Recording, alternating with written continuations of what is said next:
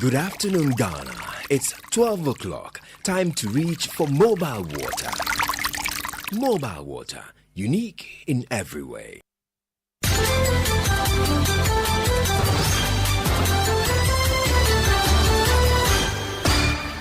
Hello, good afternoon, and welcome to the Midday News on Good Friday.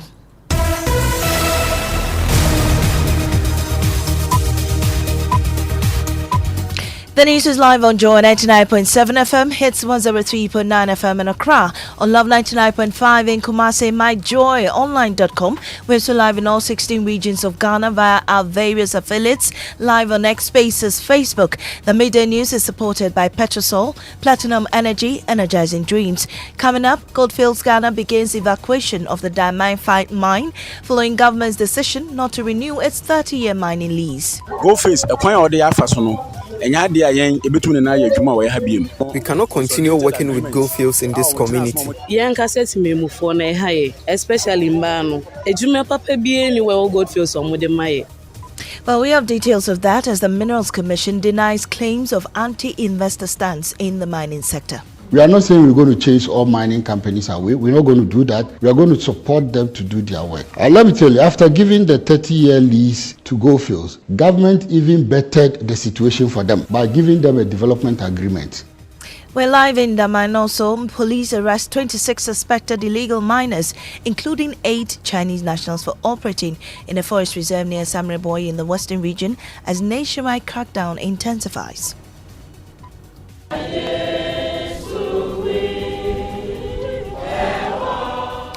And Christians urge Ghanaians to use this occasion to pray for peace to prevail in Boko and the country at large as processions take place across the country to commemorate Good Friday. I will take part of it to pray for the chiefs and people of Boko so that there will be peace. And once there's peace, definitely the whole country will have peace. Meanwhile, gliders have already started leaping off the edge of the Junamunu Mountain as a precursor to the official opening of the 20th edition of the Kwewu Easter Paragliding Festival. My first time, and I'm proud to say I was the first Ghanaian to fly today. 2025, they always say the Ghanaians are afraid to fly, but this time around it was the Ghanaian who fly today.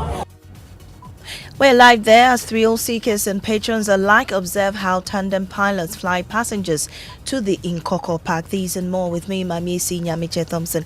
This is Joy News, independent, fearless and credible.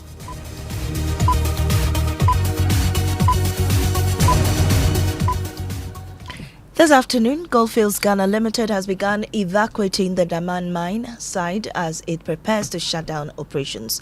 This follows the government's decision not to renew the company's mining lease after 30 years of operation. Joy News checks at the Minerals Commission confirm that the South African mining giant did not meet the necessary requirements for its lease extension.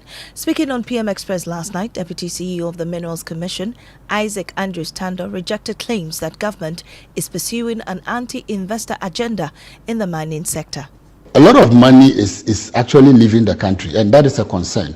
Let me give you a typical example. Last year alone, Goldfields with the 2 mines in Ghana, Takwa and Daman, made over $600 million in profit. How much did it stay in the country? Your guess is good as mine. So we've gotten to that point. I think we will take it case by case and analyze the situation. We are not saying we're going to chase all mining companies away. We're not going to do that. We are going to support them to do their work. Let me tell you, after giving the 30-year lease to Goldfields, government even bettered the situation for them by giving them a development agreement. The development agreement actually gave them kind of a waiver on some of their tax liabilities. There were a whole lot of tariffs that were taken off, especially fuel. So while sometimes people are even crying out for fuel prices and other things, these mines were enjoying some sort of tariffs that were being waived because of the type of agreement we had with them. Now, instead of using the profit to develop the Daman mine, they were rather busy buying mines elsewhere. Well, Mr. Tando further emphasized that government is not seeking to nationalize Ghana's mines, but rather pushing for greater local participation to ensure the country derives more value from its mineral wealth. There hasn't been a policy for nationalization. Unlike our neighboring countries, Burkina Faso, Mali, that is not the route. However, there is a drive for indigenization of our mineral resources to make sure Ghanaians benefit from our resources, to make sure our infrastructure benefits from our resources. So what we are saying is we support foreign investment, but some of these agreements cannot be in perpetuity. They cannot be forever. I mean, if you've been given a lease for 30 years and you've worked through the 30 years, it cannot be business as usual. We can't say those neo-colonial type of agreement 30 years should continue. Meanwhile, youth in Daman are throwing their support behind government's decision. Go face a coin or the alpha sono. And ya dear yang between an eye juma where habim. And he said 25 years away juma hano. Ye development papa biya wa ha. And yet President Mahama Obama. We cannot continue working with goldfields in this community if it hadn't been for President Mahama's consolidated agreement that compelled them to construct the Daman-Bogosu road. We will still be using an untarred road. Even now, we don't have a hospital and access to potable water.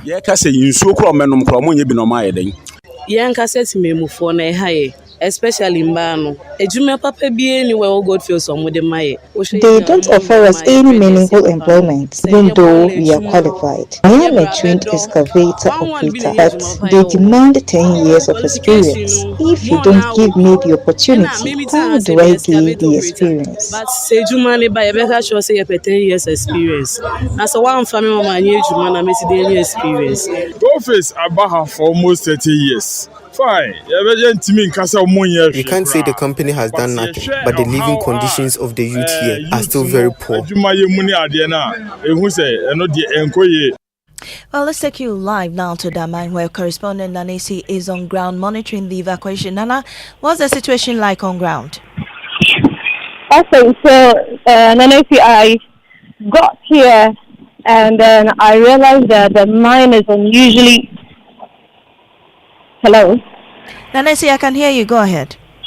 Okay, so when I got here, I realized that the mine was unusually quiet, even though we know how robust the mine has been. Yeah, so typically a hive of activity now resembles a ghost town with a heavy military presence at the main gate. So it's constructed a near silent compound where only a handful of security personnel and idle workers linked up. With the local vendors that you usually see at the mine, they are no more there. So I've just seen a couple of cars parked at the main entrance with the security present. Well, but do you know how many workers are being affected by this closure? Not yet, because I couldn't get anyone to speak to. I'm told the HR and then the other senior staff are not available on the mine as we speak. How about any government official being there to, get to know what's happening on ground? So currently what is happening is that the Member of Parliament for the area, Robert Wilson Kujo, and then the Chief of Honey Valley are currently at a meeting with some of the affected staff. So they are not at the mine as we speak. All right. Thank you so much. Nanesi is at the mine monitoring events at the mine there. Now, police have arrested 26 suspected illegal miners, including 8 Chinese nationals in a forest reserve near Samerboy in the western region as part of an intensified nationwide crackdown on illegal mining. The operation was led by Ghana Police Services Intelligence Directorate, working in close collaboration with the Criminal Investigations Department, the National Operations Directorate, and the formed police unit. Police found 6 pump action guns with over 150 rounds of 3 AA cartridges, 6 water pumping machines, 3 excavators, 3 payloaders, 6 machetes, 2 Toyota pickup trucks, and 1 Toyota RAV4. Now, joining us is Erastus Asari Donko, who's been working to expose the destruction of our forest reserves with river bodies. But we're here to establish contact with Erastus. When we do that, we'll speak with him. Now, the second phase of the ambitious Hill Konfanochi project is also gaining momentum, but we'll get to that story later. We have Erastus on the land now to talk to us, but I understand that it's Dr. Ken Ashibe, on the line with us. Mr. Dr. Ashibe, what do you think of what's happening now? Well, we have Dr. Ken Ashibe on recording. It is the kingpins who are the root cause of crime. So it is important that in this particular case, we get not only to those 22 people who've been arrested, who are their payments, and then make sure we are punishing all of those people and making sure that the law is working. So when it comes to a promise to make, repealing and revoking license, and there are situations where the Forestry Commission people will go into some of those areas and they are asked, you have the situation where police officers, going after people on champagne, falling and die. The painful one of the deputy IGP tried, the deputy minister for interior, insulting our intelligence and thinking that we Ghanaians are worthy of the bad state of our prisons, but the foreigners say that we should just be deporting them. When there's a law, Act 995, that states specifically, foreigner you engaged in any thing that sins against our law, you are dealt. So yes, there are some positive signs that are being shown. Dr. Ken Ashibe reacting to this arrest by the police service. Well, Erastus joins us now on the line. What do you know about this forest reserve? Well, so this forest reserve has been on our radar for some time now. Remember, we've done series of reports starting from Akonta mining and the Chinese miners that they have assigned certain lands and others too, that they are polluting the Tano River from all sides, from the Tano Nimre end down to the various villages along it. And so it's something we've been drawing attention to, and we see this arrest as a win for the fight against illegal mining, all thanks to the Ghana Police Service. And we want to see a sustained enforcement along the Samraboy area, along the Tano River, at least to restore the sanctity of that water body. So, Erastus, beyond Samraboy, are we now seeing police extend operations to other parts of the country? In fact, that is what we are expecting. It's a major expectation that the IGP will not let it end here. He has activated quite a dormant police service that did not want to touch illegal mining at all. And so what we are seeing is a wake-up call from the Ghana Police Service. It means that they mean business now. We want them to extend this action to other villages and crannies and forest reserves, and people who are sitting directly on the Pra, on the Bia, on the Tano and other areas, so that gradually we can get them to the ecological state. Right, thank you so much, Erastus Asari Donko. Now, the second phase of the ambitious Hill Konfanochi project is gaining momentum as plans are underway for high-profile fundraising and awards dinner following the successful renovation and handover of the A4 and A5 wards. Spearheaded by Asantehene Otumfuo-Setutu II, the $10 million initiative aims to restore the Konfanochi Teaching Hospital to its former glory after decades of decline. With the newly refurbished wards already serving inpatients, attention now turns to rallying support for the next phase of the project. And joining us now to share more on this is CAT's Head of Public Affairs, Mr. Kwame Frimpong. We're grateful for your time on the Midday News. Now, the successful renovation of A4 and A5 wards marks a major milestone, but how is the hospital ensuring that these newly refurbished spaces are maintained long term? Thank you very much, and good afternoon to you and your listeners. A key component of the project is also a maintenance fund. The initial $10 million, the project managers decided that at least a tenth of that amount should be set aside for maintenance. So there's a very robust plan to ensure that the facilities that we've now been able to put in place, thanks to the intervention that Asantehene made, the facilities are maintained. And we will do the best that we can to ensure that with the passage of time, it will not deteriorate as has happened to the 70-year-old block. Okay, but with the second phase of the project set to launch, what specific areas or departments are next in line for renovation? So all the 4 OD blocks have not received any comprehensive renovation since their construction in 1955. So the expectation is that with the A4, A5, and A3 done, we'll be moving to A2 and then A1. That will have completed the A block, then move to the B block, the C block, and the D block. And just as that's happening in the areas that we've touched, all the washrooms and the WCs, we are doubling or tripling the numbers. As I indicated, this facility was constructed 70 years ago. The number of patients that were there were not the huge numbers we see now, but the washrooms have remained the same, just as the WCs. We are tripling or at least doubling them. We are also changing all the window systems at the walls so that it will have mosquito-proof netting. The current system does not allow for mosquito-proof nets to be fixed because you have to open them out, and so it is not compatible with the installation of mosquito-proof system. We are also laying new oxygen pipes in all the walls to ensure that every bed will have access to oxygen supply. The current walls do not have this advantage.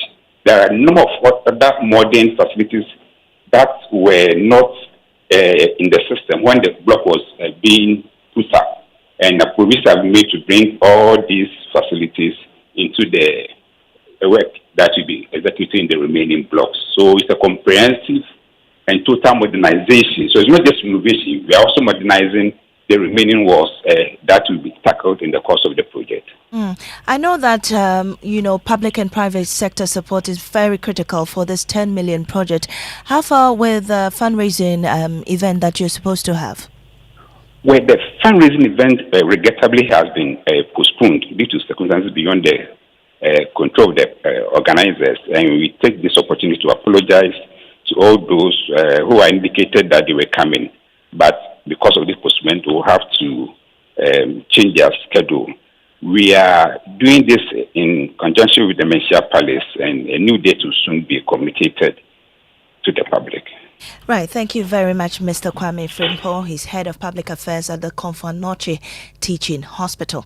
Still on health, in a move to improve access to healthcare for children and support Ghana's goal of achieving universal health coverage by 2030, the SM Cares Foundation is spearheading a health-focused initiative by registering children between the ages of 3 months and 17 years onto the National Health Insurance Scheme. Jennifer August reports. As part of its mission to uplift underprivileged children through healthcare, the SM Cares Foundation has taken the bold step of enrolling hundreds of children onto the National Health Insurance Scheme. Speaking during the exercise, the CEO of the foundation, Sarah Mensah, emphasized the importance of healthcare in a child's development. She noted that beyond the NHIS registration, her foundation is also enrolling 10 children into educational and vocational skills programs to provide holistic support. Today happens to be my birthday, 17th April, so I decided to mark the day by registering kids between the ages of 3 months to 17 years on NHIS. There's also going to be food donation to street kids, and the location is 37 Military Hospital. I want to enroll 10 kids this year in school and also vocational skills. So I need 10 for both, so let's say 5 in school and then 5 in vocational skills. The Director for Membership and Regional Operations at the National Health Insurance Authority, Francis Oti Frimpong, explains that access to health insurance has reduced mortality rates in the country. However, in rural communities, some families are unable to register their children for the scheme due to the cost, adding that such initiatives must be commended. At least this has come to address the issue of infant mortality, which the records shows that the health insurance is helping us reduce the mortality rate. For beneficiaries like Nancy, the registration brings relief. With her new NHIS card, she says she can now access healthcare services without worrying about cost. It will help me many things, because if I go to the hospital, you won't pay, because they'll tell you, okay, bring your card and then there is. Because it will help you, because you won't pay. The money will be less. The SM Cares Foundation's commitment to children's healthcare is a strong reminder that access to health services is a right, not a privilege. Jennifer August reports, read to you.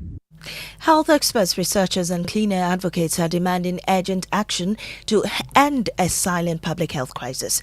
At the Midday public lecture organized by Ghana Thoracic Society on air pollution, the neglected killer, they called for a national clean air policy and strict enforcement on environmental laws, including the phasing out of high polluting vehicles. Michael Ashali reports. A recent study by pediatric pulmonologist Dr. Sandro Kwatin Owusu found that exposure to harmful pollutants peaks during school commutes. During the time they are on their way to school, they had higher levels of exposure.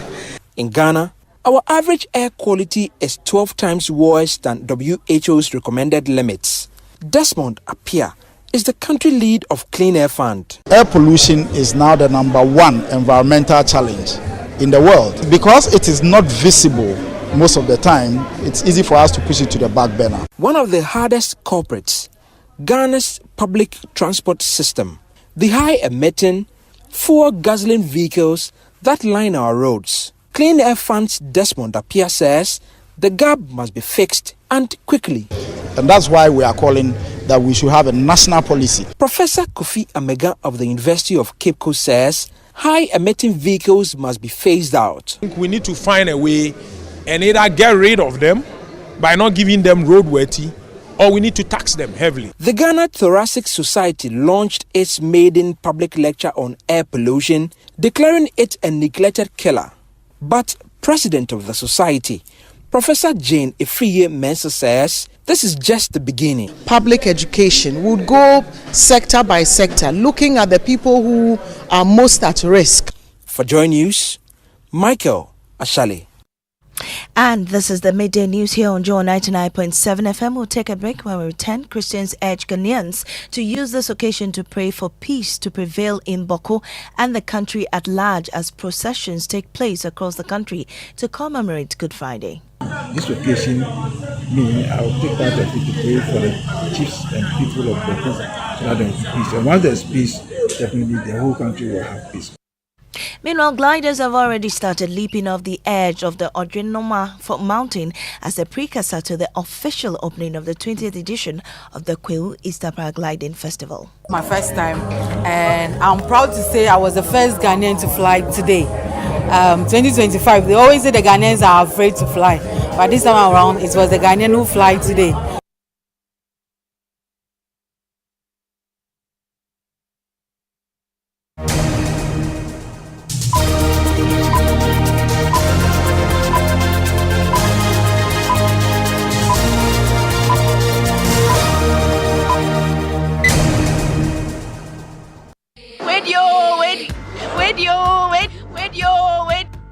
Where did I? Now I don't know many I just saw. Obiang, what you chrome her? And to want to say petrol software energizing dreams for motion. Hey boy.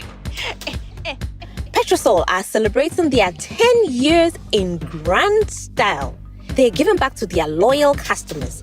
Hope you have registered at their online portal. Don't say I didn't tell you, oh. Each month, customers will stand a chance of winning items like tricycles, motorcycles, television sets, refrigerators, phones, fuel vouchers, and many more. But the best part is that at the end of the promo, we will be giving out a grand prize of 2 Suzuki Espresso cars to lucky winners who stay with us all through the promo period. All you need to join is to visit any of our over 100 stations across the country to get registered, or go to www.petrosolcrm.com to register online. Petrosol, energizing dreams.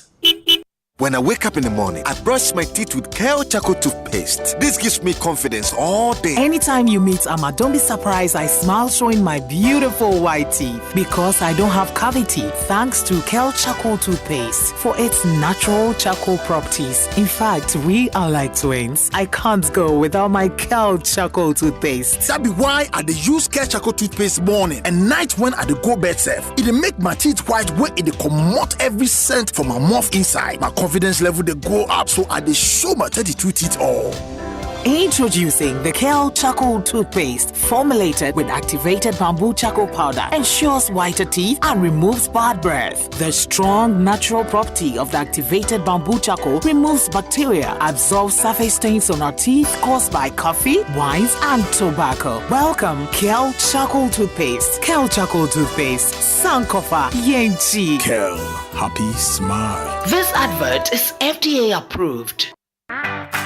Hey, dear Niham sir. And you stay soft concentrate fabric softener. I was such it move. You're sending this say, but you hear my tina oche. Nihiam it's na oche. No, be a baby, some was some demoni in us say. Dear Niham say. Fair quiet, yes, in Biara Association Ontario. Use stay soft and Nihiam it's na oche. Nani boss to tap from cry. A fabric softener. And ye near say, sir. Choose to stay soft. No, so say, you know. FDID a dreading crowd to yatu.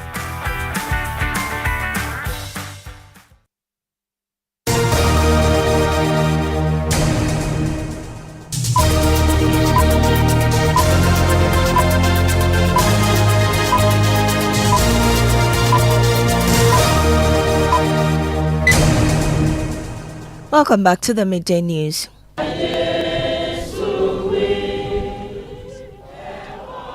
Christians across Ghana have joined millions around the world to mark Good Friday, the solemn Christian observance commemorating the crucifixion and death of Jesus Christ at the hands of the Romans. It falls on the Friday before Easter Sunday. Now in Accra, Joy News visited St. Paul's Catholic Church at Behe, Accra Newtown, where parishes held a solemn street procession to mark the day. Resident parish priest, Very Reverend Father Emmanuel Gosu, called on Christians to reflect on Christ's ultimate sacrifice for humanity. You trust, people you feel you are working with can betray you. But when that happens, you should have that mind that it happened to Jesus and also equally happened to us. So the focus is for us to be on Jesus Christ, and we know that by trust and confidence in Him, whatever we put before Him, our requests, our petitions that we put before Him will be granted. And that is the same prayer that we are also praying and requesting for each and every one of this country. It's also a prayer, and for me, is that there will be peace in all aspects of the world, especially Boko. I mean, it's not pleasant for us to hear displacing of people here and there. People are maimed, people are killed, innocent people, right? So this occasion, I will take part of it to pray for the chiefs and people of Boko so that there will be peace. And once there's peace, definitely the whole country will have peace. Well, as Ghanaians gear up for the Friday with faith-filled moments and fun-packed activities, your superstation Joy 99.7 FM is excited to bring you joy at the Marina Mall from now till 20th of April. Adobe Asari has more. We cannot bring you that sound right now, but we'll bring you in subsequent bulletins. Now, with the Easter festivities still in full swing, the Ghana Police Service is leaving nothing to chance as it has heightened its security to ensure the safety of the public. And Kenneth Jesse will join me with more on this. Fred Smith, what is the police statement saying? Well, the statement says they have put in place comprehensive security measures nationwide to ensure a safe and peaceful Easter celebration. It says officers have been deployed on roads and within communities to provide security for the Easter festivities in all regions of the country. It adds that special security arrangements have also been made within the Kwahu areas to cover the paragliding festival and other scheduled activities. Thank you, Fred. Now let's take you live to the epicenter of the Easter celebrations in Ghana, Kwahu, where, as expected, visitors from Ghana and around the world have gathered to celebrate this year's Easter. Patrons of this year's Easter celebrations, especially the Kwahu Easter Paragliding Festival, have started trooping to Odrinanoma Mountain to participate in this year's event. Although the event organizers are yet to officially declare the event open, some gliders early this morning began flying in anticipation of the opening ceremony. Ahead of that, Joy News' Kofi Siao has been interacting with some first-time gliders. My first time, and I'm proud to say I was the first Ghanaian to fly today. 2025, they always say the Ghanaians are afraid to fly, but this time around it was the Ghanaian who fly today. So we are proud, and it was a woman, so let's take note of that. It was a nice experience. I wasn't shaking anyway. I wanted to do it, so I came and I went and I conquered. At the middle somewhere, he was trying to give me that roller coaster fly, but I really enjoyed it. and I would like to do it again. It's nice. I like to do it again. It is time like this, lovers and family and well wishers always come around to Kwewu to come and celebrate the Easter holidays. So today I'm at the paragliding site, and basically what I'm here to do is to look at how things are going to go and then enjoy myself and have a great time. Well, let's go on the grounds now and speak to our man, Edwin Kofisiao, and also Jackie and Sumayabwa, who are monitoring activities in Kwewu. Now, let me start with you, Kofi. Tell us about what's caused the delay in opening the ceremony of the paragliding festival. Okay, so Maame, the reason given by the organizers is that they needed more people to fly in the morning, because according to them, if they had allowed the opening ceremony to take place before the people fly, the weather wouldn't be favorable for them. So they decided to allow them to fly early in the morning before the opening ceremony could take place. Well, but what is the momentum there? Are people there ready to paraglide? Yes, there are several people here ready to take off from the grounds. In the morning up till now, I could count more than 20 people already done theirs, and the organizers say they are expecting more than 200 people to partake in this exercise today and the rest of the days. Have you tried it yourself yet? No, I haven't. Well, we'll come back to you later to tell us more about that. Jacqueline and Sumaya, but where are you located right now and what's happening there? Well, let me see. Somewhere also around the Ojianoma mountain, and where the paragliding is ongoing. But then apart from the paragliding, there are other activities. The Ghana Tourism Authority decided to include bouncy castle or warrior and other activities, especially for families. Most people come up here not just to paraglide, but also have the feel and the view of the Kwewu escarpment. So there are bouncy castles and other activities. But in town, there's serious traffic. Vehicular traffic, human traffic. People are in town just to celebrate the Easter. And I'm sure you're also having fun at the Kwewu festivities. Definitely, Maame. All the best there. We'll join you shortly, and that's how we, draw the curtains on this afternoon's news here on Joe 99.7 FM. I am Nyamekye Thompson. Up next is Living Word with Pastor Mensa Otabil. Get